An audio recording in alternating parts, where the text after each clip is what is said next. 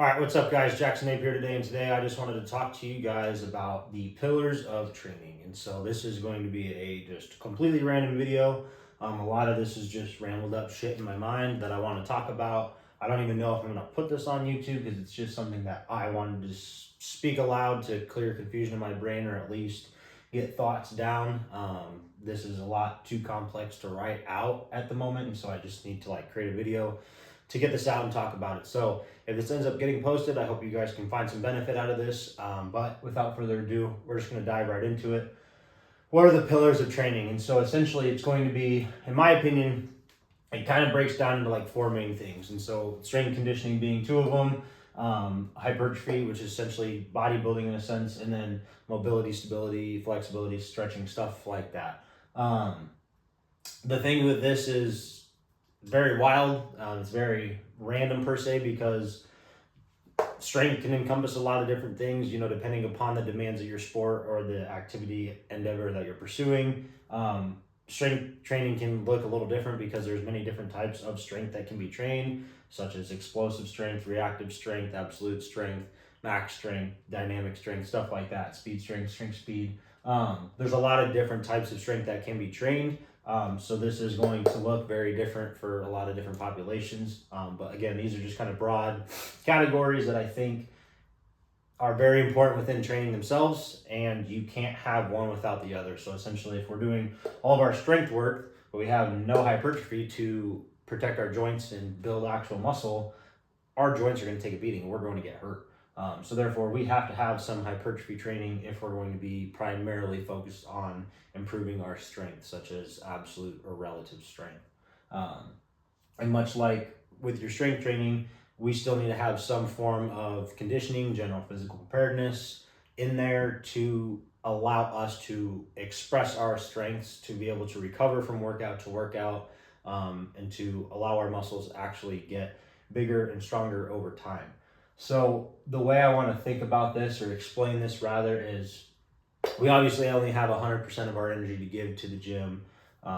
We don't have 120%, we don't have 105, so we have 100% to work with, okay? And so there's four of these categories. Therefore, 4 divided by 100, or 100 divided by 4 is going to be 25. So 25% per se is going to be given attention to each of the four pillars. So we have, like I said, strength, conditioning, hypertrophy, mobility, stability. A lot of things fit under the umbrella of each of those categories, so this is going to just be very generic, very broad, so that way you guys can kind of understand how to fluctuate your training. So right off the bat, most of us aren't going to need to spend, none of us really, are going to need to spend 25% of our time working on mobility and stability drills. Granted, it's something that's going to be necessary and something that we can do every single day, but it's not something that's going to take up so much of our time in the gym that we don't have attention to give to other things. A lot of mobility stability drills can be done outside of the gym, but a lot of people like to do them in the gym before their workouts. So right off the bat, I'm going to cut this little diagram down, cap it off, because we probably really only need to give ourselves 10% of the focus towards mobility and stability. So therefore, we automatically take away 15% and have 15% more to dedicate to one of these three categories. Now you can sprinkle in the 5% on each and add a little bit on top, however that works out for you. So now where this gets really interesting is we can honestly look at this on a week to week, a month to month, a year to year basis, where we can essentially fluctuate how much extra attention is going to be given to certain things. So we can raise the levels per se of what we're trying to accomplish. For me, just so we can have an example here going on, for me, after let's say I roll into an off season after I competed 2 or 3 times in a year for powerlifting, okay? Where does my focus need to be? Do I need to be pushing weights? Do I need to be trying to max out? Do I need to be really trying to improve my strength after a season of meets? Probably not. So let's erase these real quick. What does my focus need to then be on if I am not prioritizing strength? Now, this is a great chance for mobility and stability to get a little bit more attention. So then strength would come down. And so I'm just going to draw these little lines. Maybe, yeah, we'll do this for now. This is going to get really ugly really fast. I can already tell. All right, so ignore these things. These are 25%ers. What do I need to do? I need to cut back on strength, right? Okay. So we still need some strength work because our muscles still need to get activated. We still need to get some work in because we don't want to entirely lose the skill that we just kind of spent all this time building. So therefore, strength's still in there, right? So mobility's got the attention it needs. Do we really need to be doing hours and hours of mobility and stability? No, probably not. So that's probably good where it's at. Now here's where the cool part comes in. If I'm in an off season of powerlifting, I probably need to get just my general physical preparedness, just baseline conditioning. I probably need to improve that. And honestly, I could probably do some little bit more intense stuff. Maybe sprinkle in a smidge of some strongman intervals or do some assault bike intervals. Something that is going to be something I'm probably not doing 2, 3, 4, 5 weeks out from a meet. Maybe I am, maybe I'm not. But anyways, we're going to give the conditioning, the GPP, the work capacity section a lot of attention. So this is going to get raised up just a little bit. Straight line, right?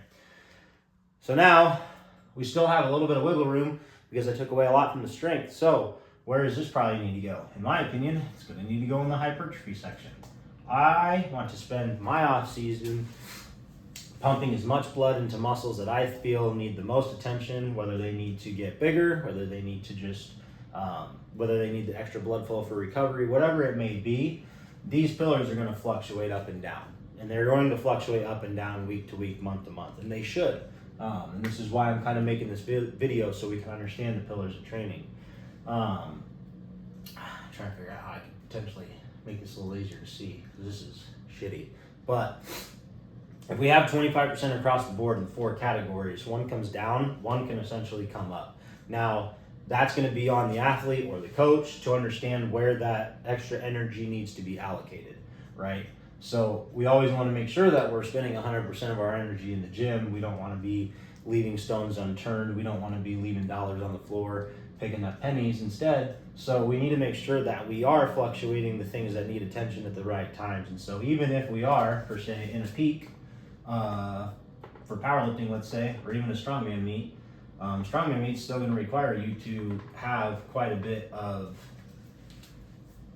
conditioning, endurance, and stuff like that. So if we're handful ways out from a meet, do I really need to be bodybuilding essentially? Do I need to be trying to push my accessories extremely hard? Probably not, because we do want to make sure that we're strong, and we do want to make sure that we are in shape for the demands that are coming up. Now, the hypertrophy is interesting because a lot of the times we do need to go balls to walls in accessories. I don't even want to say that we don't.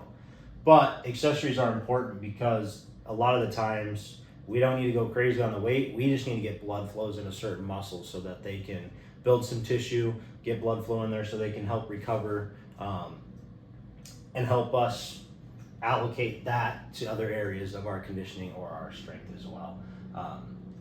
And so this kind of got rambly jambly. I hope this kind of makes a little bit of sense to people. But essentially what we have is 4 pillars that can be fluctuated on a week-to-week basis. So if we're deep into a block of powerlifting and we think we're not really recovering, we're feeling like the weights are really, really heavy, and then we look back on our training log and we notice that we're really pushing the strength work, we're kind of neglecting hypertrophy, and we're kind of neglecting mobility, stability, and we're kind of neglecting conditioning, we probably need to take a half a step back so we can lower that strength percentage a little bit to allocate that energy to other areas so that way we can improve our recovery, so that way we're more fresh for the gym, therefore we can then express our strength to a greater level. So I hope a lot of this made sense. I'm going to try to get this down on paper in a written form so it can be a little bit more digestible than this rambly video. But it was on my mind and I wanted to get it down and I wanted to share this with you guys. So I hope you guys can find some takeaways from this. And these are, in my opinion, the 4 pillars of training. These are going to be the most important things that we need to focus on a week-to-week basis, and they're going to make up the bulk of our training. They're going to make up all of our training pretty much. And so we need to figure out where we need to put that energy every single week so that we can get closer and closer to our goals and not be leaving stuff on the table every single week. So Thank you guys for watching. Don't forget to share and like the video. Subscribe to the channel. Appreciate you guys for watching. Be great.